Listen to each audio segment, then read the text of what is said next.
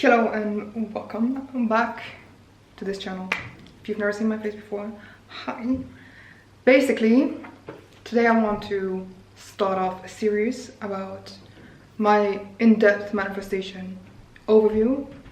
I spent about 3 months learning and diving into the theory, into all of the theory, and then about 3 months kind of just focusing on how do I integrate it into my actual life, how do I use it, and testing and trying things out, because there's a lot in the topic and not everybody needs to know or needs to understand every part of it to be able to manifest for themselves or to apply the knowledge. But at the same time, while I learned about it, I felt like first of all, I'm interested in all kinds of aspects of manifestation, and I wanted a way to kind of simplify and break it down for myself. So what I ended up doing is making an in-depth manifestation overview, and I'm basically going to take you through my overview mainly so that in the future I can look back on this, and like kind of re-spark what I already learned about it. And and then maybe for people who don't have the time, I ended up probably putting in like 3,000-4,000 hours just this year in thinking about it and in learning and listening to audiobooks and different creators. And so this is an expansive overview, all kinds of different techniques. I'm talking about basically everything that I've heard a few times and that I've resonated with, or that I tried out and worked for me, or that I just found interesting. I kind of put together in the way that it makes most sense to me in this overview. And this is what I'm going to take you through. It's probably going to be at least 3-4 parts. I don't know how long I'm going to be able to talk today, because I think after like an hour or so, I imagine it's going to fry my brain a little. So and then just briefly, I'm a sweaty person, girl. I know it's a little embarrassing, but I always tend to sweat here and it's a little warm, so if I have a little sweaty upper lip action, it is what it is. And also, I should be washing my hair today. Put in a bunch of oil, so in case it looks greasy, for the girls that notice, that clock these type of things, okay? I know, bitch, I am going to wash it. So basically this is going to be part 1 of my in-depth manifestation overview, and I'm going to start with the principles section. This is basically just where like the most foundational things I wrote down as like a principles introduction. So I'm going to get back into these. I'm going to mention them here, but they're going to pop up again later where I thought it was appropriate to pop up. And basically that's what we're going to do. So we're going to start with the principles. First things first, you don't attract what you want, you attract what you are. I think this is just, everybody who's into manifestation kind of gets this. It's about aligning with the energy of what you want to receive, and basically in your mind already getting to the point of feeling as if you already have it. One of the key creators I talked about in previous video also that really ignited this manifestation obsession for me this year is Neuro Knowledge here on YouTube. Outsmarting Reality, that's his book. I recommend his videos personally just because I prefer them over the book, but I didn't read the book yet fully. I just prefer the way he talks to the first 20 pages that I read of the book. However, still great to have in terms of having it all in one place. If you're interested, if you're more of a book person, that is one person that in my opinion really breaks it down in a really easy way. And his definition, wait, give me 1 second to find it. His definition of manifestation is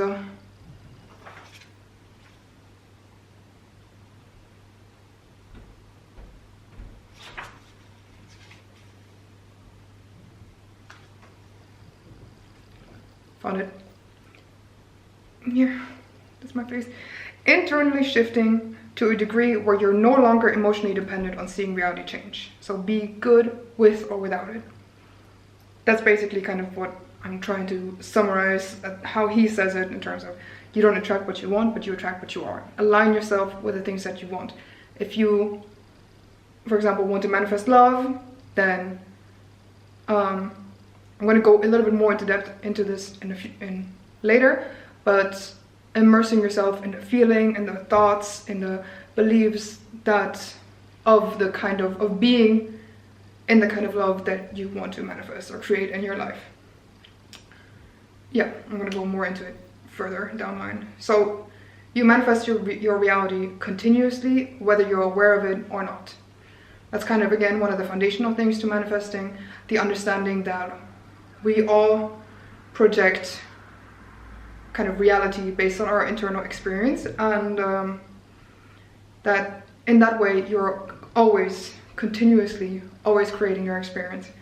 And yeah, so it's not really about do you learn to manifest or not, it's more about everybody is continuously in this mind framework. If people want to disagree with this, they can, but under this way of thinking, everybody is creating their reality continuously anyway. So it's not about, oh, do you manifest or not? It's more about understanding that you are always manifesting your life, your experience, and this is about kind of making it conscious and, you know, using it for your advantage to the extent that you can.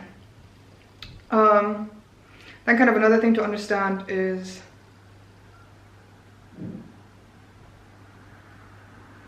to understand reality, the nature of reality, again, foundational to understanding how to manifest is kind of the understanding of the nature of reality, and, you know, like what I said in terms of you create your experience, kind of like the explanation behind it, so that you understand why and how you manifest, and you're able to kind of channel that power in the way that you want to.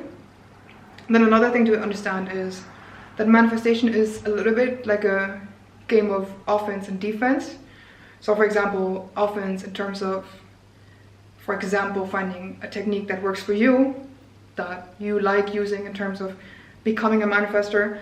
And then defense would be, for example, eliminating things that hold you back from creating the experience that you want to create. So if, for example, again on the love topic, if you have certain limiting beliefs around not being lovable, or why you always find this type of person or whatever, then that would be like the defense part. Whereas the offense would be, for example, you know, aligning yourself, thoughts, beliefs wise, with the reality of how you want to, with how you want to be loved, how you want to feel to create that experience. And then the defense part would be getting rid of, for example, limiting beliefs, getting rid of other challenges that are holding you back from experiencing what you want to experience. Then the next thing is about kind of picking your desires, and then letting go and letting God. So there's an aspect of detachment that a lot of people in the manifestation space talk a lot about. I'm going to get more into it later. Then another way that people talk about this in terms of, I've heard a lot of creators and a lot of books kind of mention the nature of your desires are kind of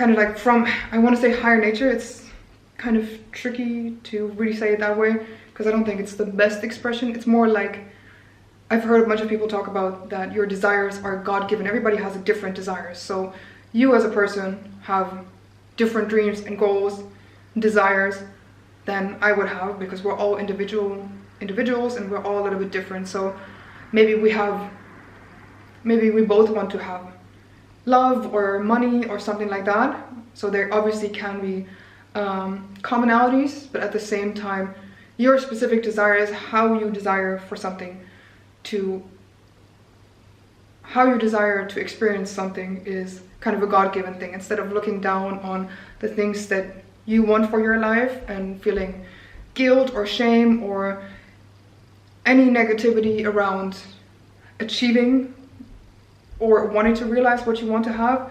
Instead, a lot of people in the manifestation space kind of talk about it in terms of your desires are yours uniquely, and they're like God-given, or they're like from a higher purpose. It's not just you being an egotistical person wanting to have money, for example, or wanting to be worshipped by somebody. It's more about your inherent desires are like a really like a driving force, but not at all in a bad way, not at all with bad judgment. Kind of makes sense in general if you think about manifestation. Later we're going to talk about beliefs and how all these things kind of shape your experience and how you create your experience. Wait, I forgot what my point was. Give me 1 second. Gosh darn it. I'll be back. Basically what I'm saying is that desire is something kind of sacred in and of itself, and something personal to you, and not at all something you should feel negativity around for wanting. So there's a difference then between just wanting something or like smaller desires, or like false desires, for example, like small things that you think, like external validation, kind of certain things, you know, like if like false desire could be, I just want to have money because I just want to have money, and you know, then I can buy like these things that ultimately wouldn't fulfill me, or that wouldn't actually like feed what the underlying desire is. So there can be not false desires, but kind of like not the really deeper, more inherent to you ones. But if again your desire is to have money, the underlying kind of more virtuous aspect of that desire is the fact that you want to have more than enough, you want to feel at peace, you want to provide this and that is not inherently bad. Doesn't mean, like I said, there isn't aspects of desires or of wants or of needs that you think that you have that are not as quote-unquote God-given, or that aren't as foundational to creating the best experience that you can have here, for example. But that's kind of what I'm trying to get at. I hope that was clear. Then the next aspect is the realization. Again, a lot of people talk about this, the realization of everything that you desire. Now we're talking about the deeper, more inherently good desires, I guess, you know what I mentioned first, your God-given ones. That the things that you desire already exist. So this is kind of about time, you know, not really fully existing. Basically everything that you desire, if you desire money and you realize the underlying thing that is the deeper desire underneath that is for you to have peace, for you to always have more than enough, for you to feel secure, this and that, then it already exists, because you can already tap into the feeling foundation that is like underlying the God-given desire that you have, that you want to fulfill, basically. So it kind of flows into the aspect of time is an illusion. So in manifestation, a lot of the time they talk about, for example, like manifesting is like putting it in order and understanding, you know, that it's already on its way, because you understand the principle and you put in the order, and you're putting yourself in the receiving mode to a certain extent. And that's kind of like what I mentioned in terms of that it already exists. You can kind of, people will talk about collapsing time, again, when you're aligning with what you want energetically to receive it. It's not about thinking out there at the clock, you know, in terms of, oh, when is it going to receive? It's about putting yourself in the energy of already having it. And part of that is just like the realization that time is an illusion, and you can experience everything in the present now, basically. So I'm gonna drink my tea in case it's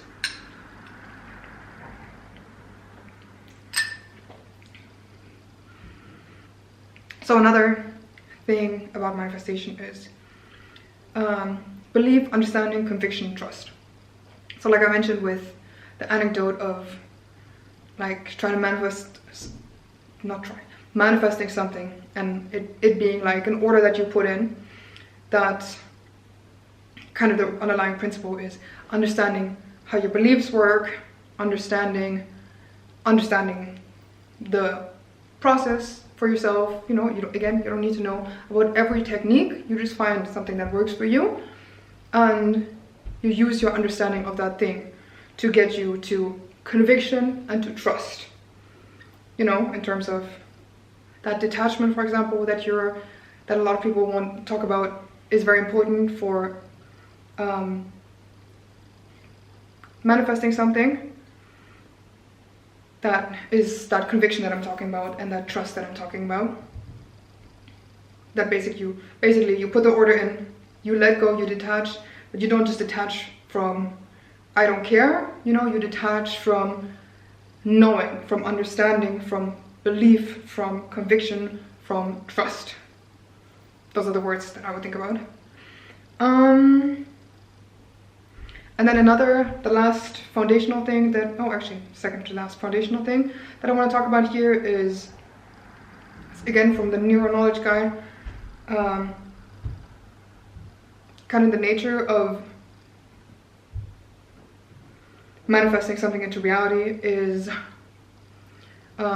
there's kind of, next I'm going to talk about the planes of existence, but in this one is where I'm talking about attention turns into vibration, vibration turns into frequency, and frequency turns into reality. So if you're trying to change something in reality, then these things, attention, vibration, frequency, kind of come beforehand, in terms of where you put your attention is really important to create what you want. And where you put your attention leads to how you're vibrating, what your vibration is. And how you're vibrating, your vibration turns into your frequency, and your frequency is like immaterialized reality. It basically comes before you see the actual change in person. Yeah. So that's kind of like the order in which you're trying to align to create into real life. And then the last one, in terms of the foundational principles, before I move on to the next part, is that there's 3 planes. Again, neuro is where I'm kind of referencing most of this from. So there's the physical plane. Obviously he has his own sources, you know, but in terms of finding somebody to listen to that explains this aspect, that explains this aspect to me, it's the physical plane, mental plane, and then the spiritual plane. And I'm going to talk a little bit more about that in a little bit. So like I said, in terms of manifesting from understanding and from your belief, and trusting and knowing how to manifest, you're trying to use understanding to get to the point of belief and trust. And the first aspect of that is how you kind of perceive reality and how you look at it. And I'm going to give you, I don't know if it's a few, I think it's kind of just one view on the nature of reality. Again, very much from that manifestation perspective. And it's maybe there may be other views out there or a better way to explain this, but I'm just gonna take it away. So, the nature of reality, everything is consciousness. So basically, and this is in a lot of metaphysical, metaphysical stuff, or like spiritual books. I think in the Kybalion it also talks partly about that, about the fact that everything in existence is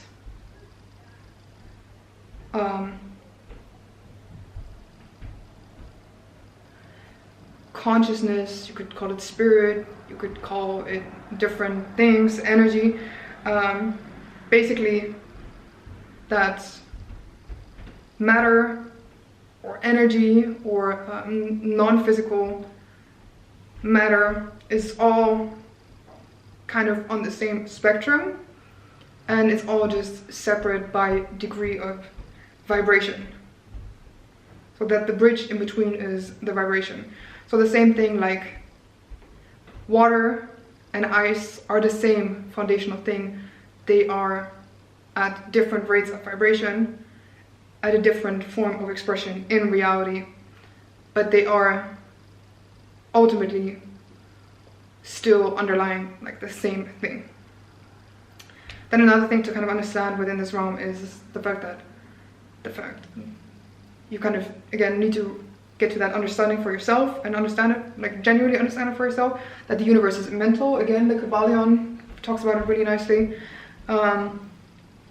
So realize that one aspect of that is realizing that everything you can think of is possible. That's about the nature of creation. That everything that is in form was first not in form.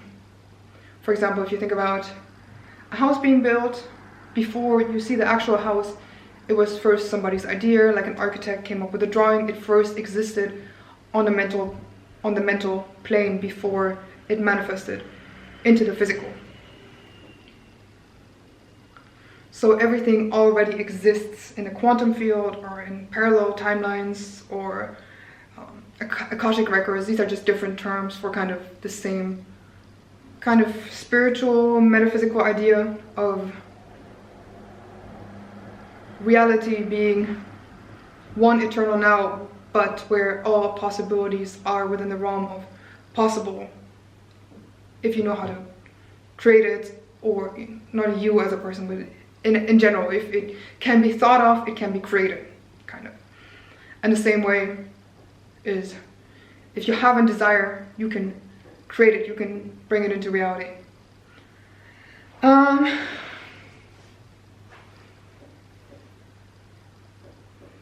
Yeah, and that's this, like I said, with the house example, with the architect example, but it also extrapolates to the bigger spiritual reality, for example, that from a person's imagination to the cosmos being like a form of higher universal mind. Yeah, and then moving on to the next kind of understanding thing is that our minds generate our experience.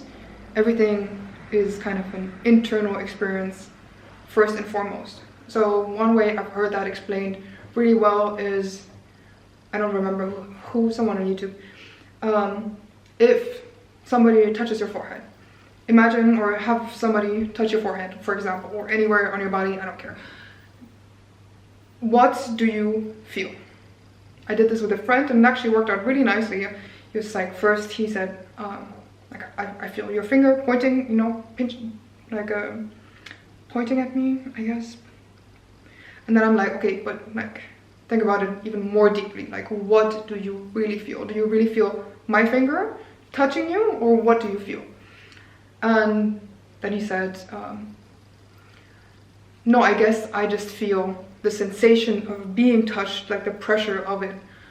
And I'm like, exactly, I heard it when I listened to it on YouTube. I heard it in the terms of romantic love, that the idea that you feel loved because of somebody versus the idea of you experience love with somebody. Obviously, you can say in a certain sense, in this physical reality, it is because of somebody, because you have that person that is creating those loving feelings for you, the loving experience for you. But ultimately, when you break it down, it's more like you are generating the experience of being loved, of feeling loved, of loving on somebody, and you're just sharing it with somebody else. I'm not saying you necessarily have to share it with somebody else, but it's very much about, this is a POV game, and whatever you experience externally, you really experience internally, and you're projecting it onto experiencing it from the external. So if you accept and for yourself understand, like, we are the ones who generate our experience, there's really interesting kind of science around that explains this point more better from a scientific perspective about the observer effect, for example, the fact that if things are not observed, if things are observed, that has an effect on something. So the fact that our consciousness, our perception of something actually has an effect in real life. And there's another effect.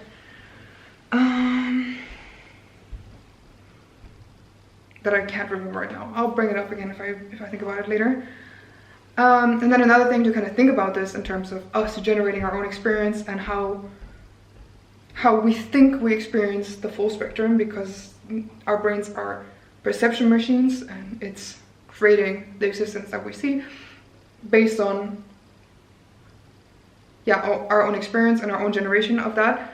But really we only perceive, for example, like 0.03% of the light spectrum. So that alone tells you basically almost everything is, if you go back to the matter, energy, light is kind of in that same spectrum. Like a lot of people that talk about the foundations of existence, of physical existence, being like the light that we're able to experience. But anyways, basically that means about how little we experience. And oh my god, take a shot every time I say experience, like damn.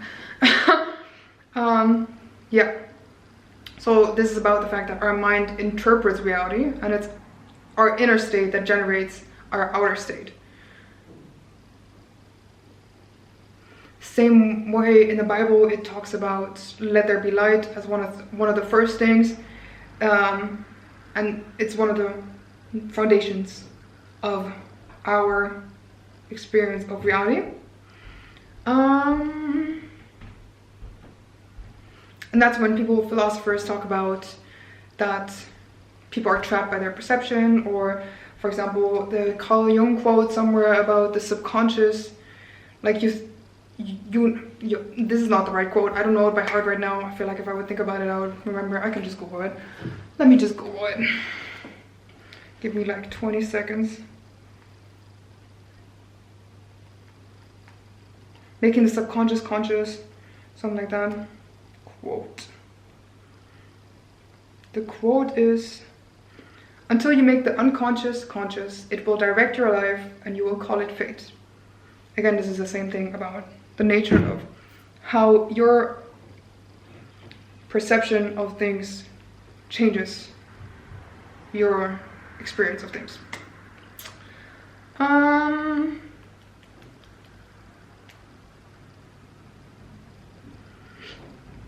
yeah, and then the last one for this one is about time being an illusion. Obviously in this physical reality we experience some sort of time, we experience a past, we have an understanding of a past and a future. However, metaphysically, where I'm coming from, the point of we're talking about the eternal now, and the fact that nothing in the future is set in stone, and also nothing in the past is just exactly one way or cannot be changed, because our perception of it is what creates it, our observation of it is what creates it. So for example, if you think, this to me is still in the manifestation topic area, so this is extremely interesting, but it's not really about purely manifesting reality. But I think this is a really interesting point to kind of like explain what I'm trying to talk about. Is again, Nero, this guy, he talks about that first of all, the past is not completely fixed, because it's our remembering of the past. For example, the fact that people think they have a very specific memory of the past as exactly how that was, but memories are kind of faulty in and of himself. And then, for example, what he talks about also, if you had, for example, some childhood trauma or something, some event in the past that is not serving you, you can actually reframe it in the present energetically and change it in your experience.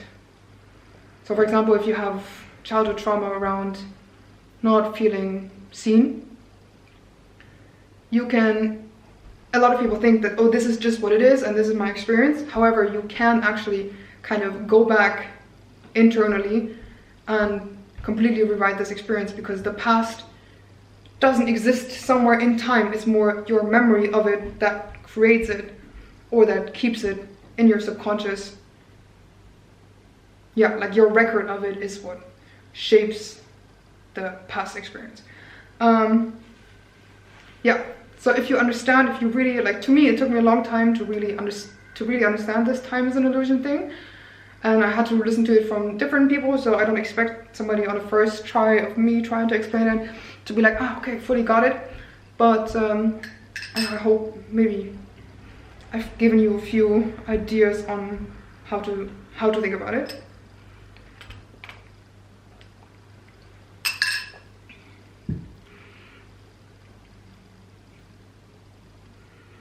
Then we're going to go back into the 3 planes of reality, 3 planes of existence. So the first one is the physical, that is forms, objects, action. This follows specific laws like time, space, cause and effect, and it's kind of structured by duality illusion. I think in the Hindu, I'm not 1,000% sure, but in one of those Indian cultures, basically talks about the physical plane, what we experience as physical reality, as the world of illusion, because it's the world of duality. Like I said, water, ice, same thing, different forms of vibration, and kind of everything is structured in that same sense, where we experience it because of the duality of the things itself. It's getting complicated. No, it's all right. It's all right. So this is the slowest moving plane, and it's a reflection, or it's the causation of the other 2 planes, like a mirror. Here, in terms of manifestation, if you were talking about the physical plane, the last plane, this would be the realm where you take physical action, like inspired action. Yeah. So then the next plane is the mental plane. It's a plane of ideas, imagination, thoughts, mind. So every physical thing that exists, every physical thing exists in the mental before it exists in the physical. When I listen to other occultist, like esoteric kind of books, I don't know if this is really relevant here, but it kind of helped me to understand this more in terms of how does imagination create reality. That, again, like the same God-given desire. For example, if we're talking about evolution, for example, if there's a creature that has a desire to fly, it has to have that desire, that mental idea, that imagination, quote unquote. Obviously not necessarily like how we think about imagination, but it exists on a mental before the physical like kind of follows. And for example, evolution creates, from, I don't know, a fish that's swimming in water to a reptile that can walk, and then maybe later eventually starts to grow wings or whatever, So basically saying that this is like kind of universal in general in terms of desire and non-physical things being underlying and previous to the actual real life change happening. Yeah.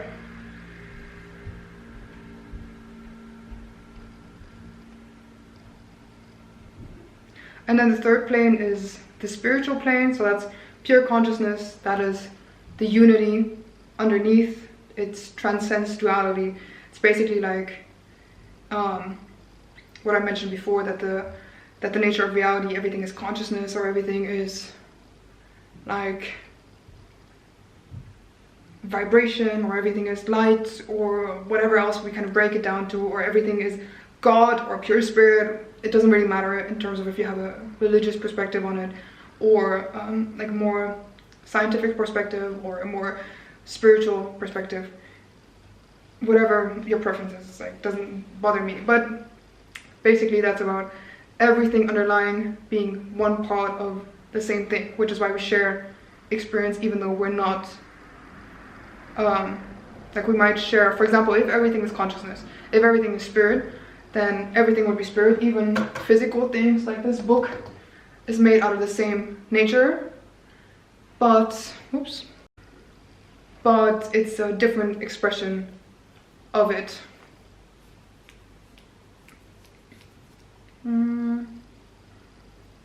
It's basically like the foundational thing that we all share that other things get built on top of. Oh yeah, other people call it source. Like I said, you can call it whatever you want, from which mind and matter arise. Like I said, non-physical things, physical things, they're all built on top of the nature of this creative spirit, for example, whatever you call it. And that's also kind of what I'm referring back to, the field of potential, the quantum field, the Akashic records, the fact that everything does exist within the eternal now. Because if you can think of it, you can create it. If it can be imagined, it can be brought into reality. Yeah, because all is ultimately mental. I don't know, in the Kabbalion it explains this better. For me, this is a little bit difficult to kind of really conceptualize. Took me again a while to kind of understand it for myself. I'm not there 100% yet in terms of how to best make myself be understood what exactly I'm talking about. But yeah, I'm just gonna move on and hope that it will be clear by the end of this.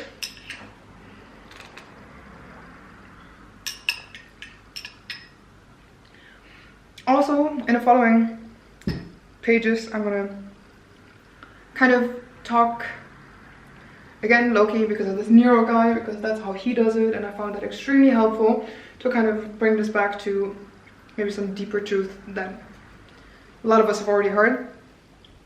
Kind of bring it back to a lot of the ideas from the Bible, because he does it and it's really nice. So that's gonna be in a little bit. God, source, universe, spirit, consciousness, whatever you call it. The mind of all is what generates existence, and individual minds are reflections of the greater mind. Kabbalion, as above, so below. For example, if you see nature posts and stuff like this, the fact that a lot of reality, our lungs look like trees, a lot of things kind of have like separate serendipitous alignments within each other in nature. Yeah, so it's like our individual minds are reflections of the one greater mind, and that's why it's human, because man is for a manifestation of hue is like spectrum of light. I think, don't nail me to the cross on this one, but I think that's what I heard somewhere. Basically that we are just one expression of light, and the same way another conscious being would be, or another non-conscious being would also be. Yeah, as above, so below, as within, so without. This is about kind of the nature of how reality manifests, that, you know, the internal things get manifested into the external. What you have within is what you see without. Again, kind of similar to what I talked about in terms of our minds generate our experience. Again, God, the creative force, source, universal energy, highest level of consciousness, the subconscious mind. All of these could be whatever your preference is, however you like to look at things. And this kind of in this way of looking at it, we can kind of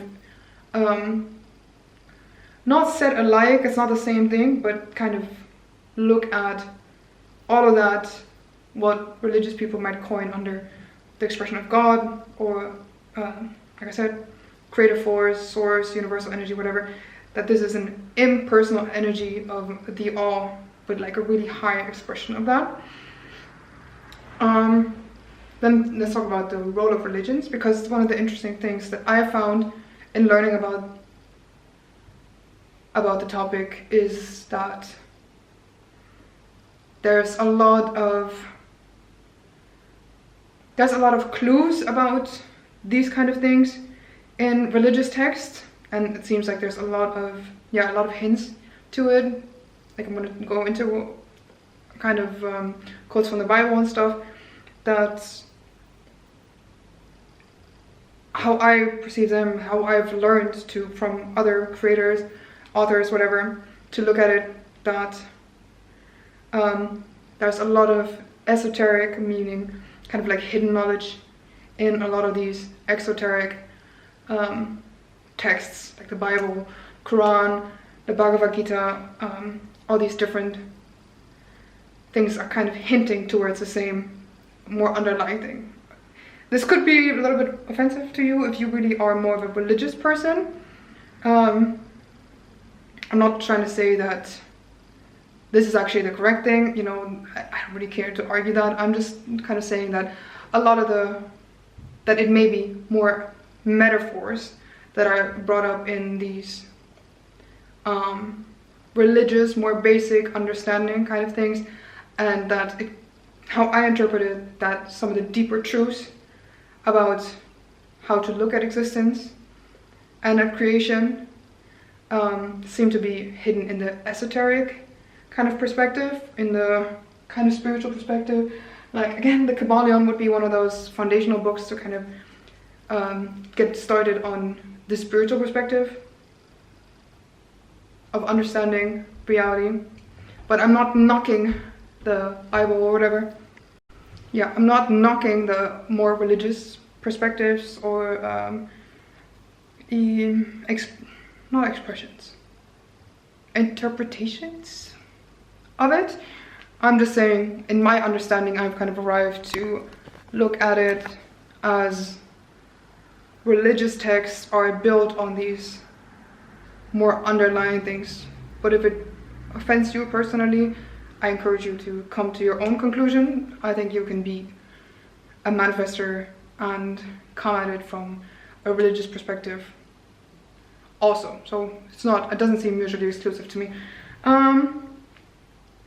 It's my personal bias. I was more on the spiritual side than I was on the religious side for years now, and more on the esoteric and scientific side at the same time also than the religious side. Just personally what works for me.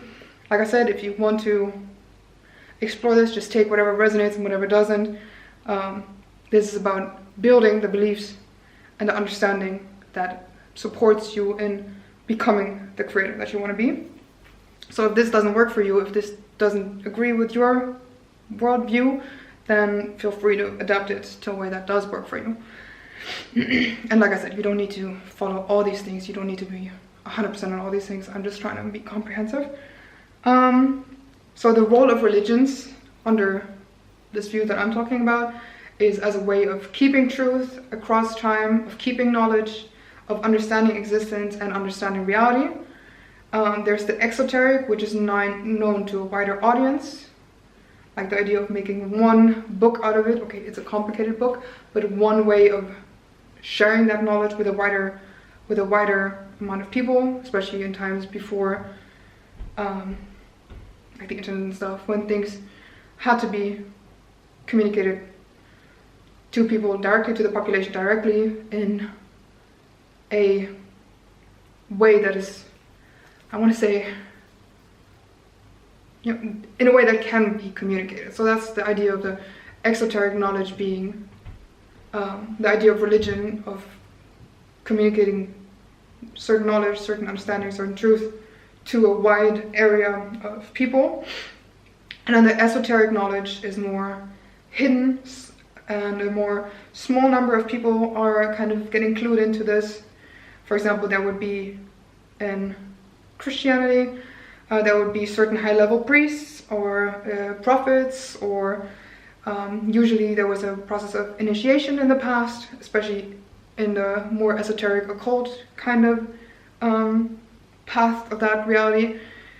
It's also kept through secret societies, orders, etc. And usually this kind of form of knowledge is more hidden, and it's more for a select few. Yeah. Whereas the Bible, for example, would be the exoteric part of that knowledge. There's still truth hidden in there, and there's metaphors that speak quite clearly to these more esoteric concepts, but yeah, but it's not as straightforward, and it's not communicated as directly to a wide amount of population. And I think that's where I'm going to leave it off.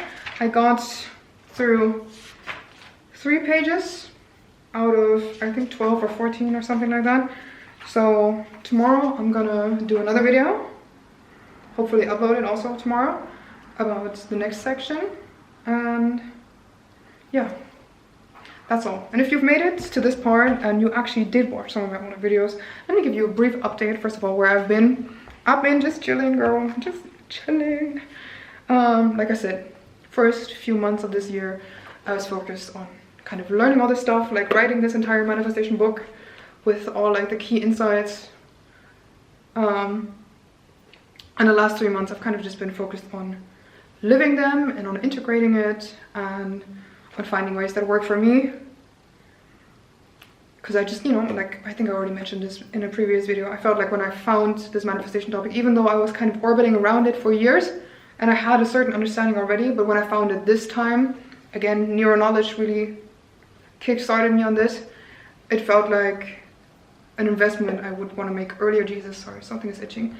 An investment that I would want to get really good at for myself earlier rather than later. So that's just what I've been focused on. I also was traveling, using manifestation to travel, also manifesting, for example, like a much discounted trip, or using it in other ways. And that's actually something, by the time I'm finished with this video series on this manifestation overview, one other thing that I've been kind of pondering a lot about for myself is the ethics of manifesting, including other people in manifestations, like changing behavior, for example, or whatever, about, for example, a specific person, or versus how to manifest just from the internal. And I've kind of been marinating this in my brain for a while, and I've kind of come to an interesting, not understanding, to an interesting kind of conflict in my mind about, for example, some of the people I listen to about manifestation, they talk quite directly about changing or influencing, using manifestation to influence a behavior, whether it's to get a promotion from their job, from their boss, or, for example, in the space, I'm not going to go too much into that, but in the space talking about manifesting your specific person, for example. And it took me a few months to really think about the ethics of manifesting, including other people. I'm not speaking about, again, I will make a video on my deliberations and kind of where I've arrived to in how I think about this. But yeah, basically, a lot of people kind of in the manifestation community kind of talk down on, you just do it and it's not a big deal. And I started listening to a lot of Manly P. Hall lectures. He's also like a esoteric kind of knowledge person from the 20th century. And in some of his video lectures, he has a very different perspective than these people, in terms of he's not at all talking it down. He's talking very harshly about including other people in your manifestation. Again, nuance. It's not about like a friend telling you, can you please help me manifest this? Like, there's less of an issue with that, but it's more about, for example, using manifestation to change somebody else's behavior. Specifically, And he talks very skeptically about that.